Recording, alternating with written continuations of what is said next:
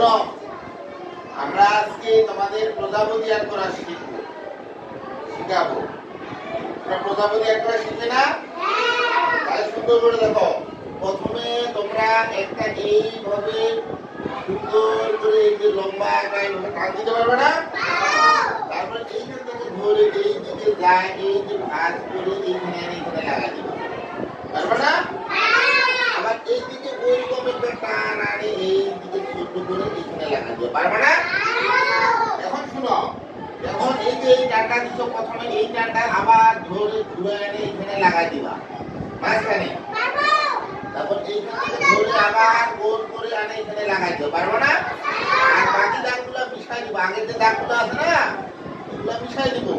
আবার এইখান থেকে গোল করে আনে আমরা এখানে লাগাই দিব। পারবো না?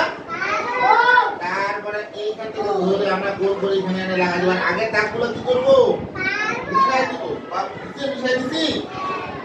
কেমন হয়েছে বলো তো? এইগুলো দাগ সুন্দর করে দিলাম।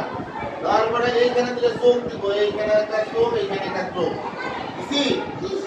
তারপরে এইখানে ঘুরে এইখানে একটা লেজ দিবা, এইখানে দুইটা দিছি।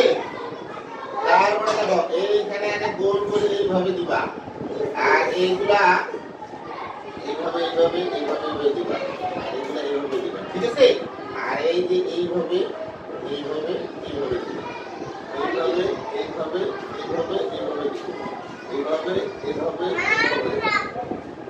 এইভাবে এইভাবে এইভাবে এইভাবে দিব।